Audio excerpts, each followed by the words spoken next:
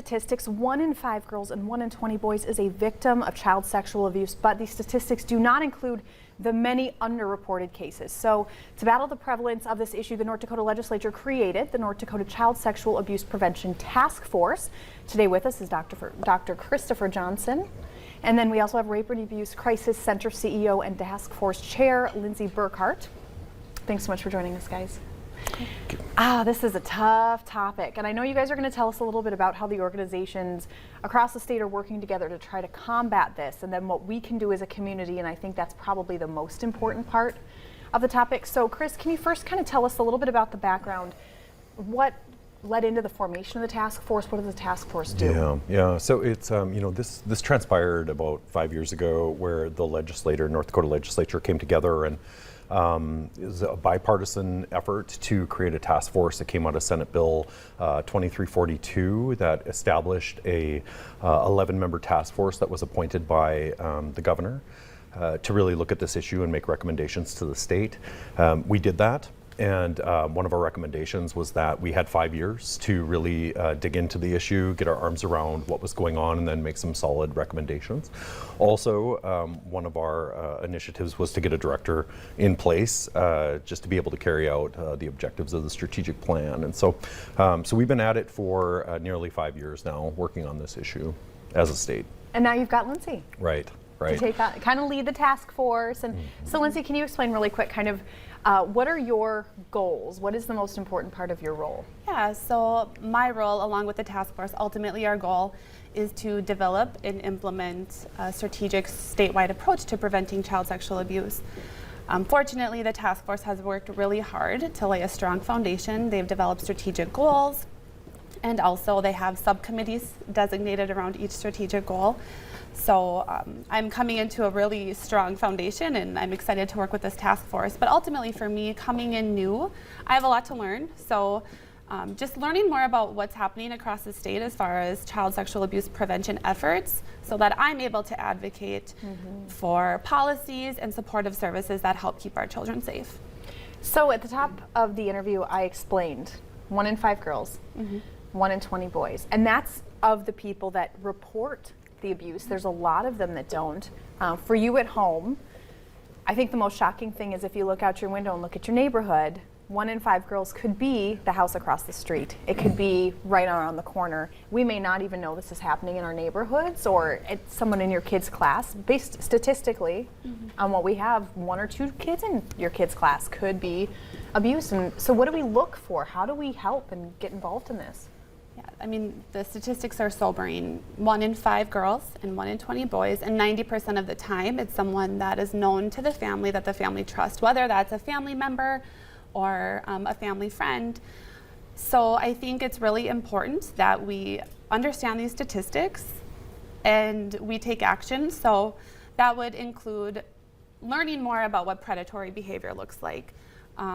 It could be someone who's trying to gain one-on-one access alone with your child, or it could be someone who takes an extreme interest in a specific child, buying gifts, giving presents. And just understanding some of the pattern behind grooming behavior is important. But also, I think it's very important to understand that we have a moral obligation as adults to protect our children. But it's unrealistic to think that we can be there 100% of the time. So, of course. Educating our children, equipping our children with the tools that they need to be safe. So educating them as far as like body parts and using correct terminology. Also talking about what safe and unsafe touch looks like, and talking about, boundaries in relationships. Like I said, the statistics are sobering, but I do believe that together in North Dakota as adults and communities, we can make the world, or make North Dakota a better and safer place for our children. And I know as a parent, it is tricky because in my own life, I'm very, very aware of this, especially working in the media, and we see how many reports come through of people that are being arrested or people that are being charged for crimes like this, and you see it on the news as well. As a parent, I'm always trying to pay attention to stuff like this. Like, we have family friends, or we have family that spends a lot of time with our children.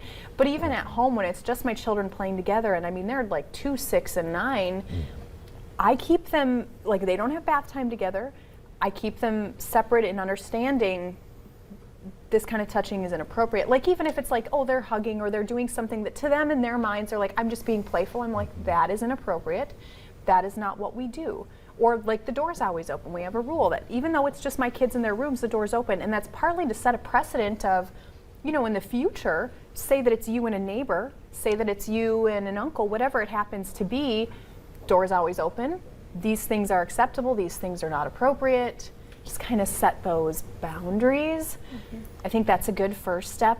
Is there anything specific that maybe a child would do that kind of help you clue into maybe they're undergoing some trauma, maybe there's something we should start paying attention to or ask questions about? Absolutely. I think anytime we see young kids acting out for no apparent reason, or the opposite, getting very withdrawn, not wanting to interact with adults, expressing displeasure with exposure to certain adults. These are all things that we should be cued into as parents and just adult protectors in our community. They will give us cues, right? They will give us cues about whether or not the environment is safe. I think to your point with your own kids, also really establishing just an open, non-judgmental, healthy dialogue.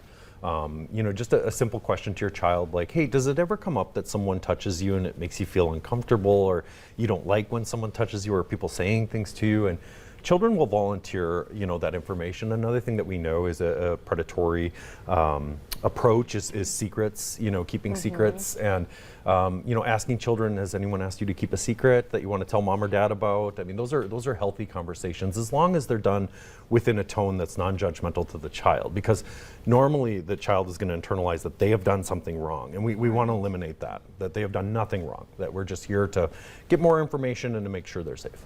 Wow, well, what a difficult topic. I'm glad we were able to talk about it today. Hopefully we can have you back and kind of give us a few more pointers. I think any tools that we as parents have in our tool belts is really helpful. And of course, if they want to get in touch, you know, there is a 24-hour crisis line with the phone numbers on your screen.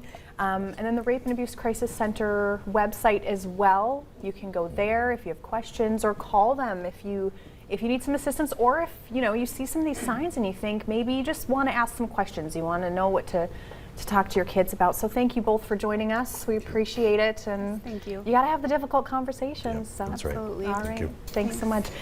All right. Well, switching gears a little bit, if you're in the mood for some jazz, the annual festival is coming up at NDSU this week, and we'll tell you all about that next.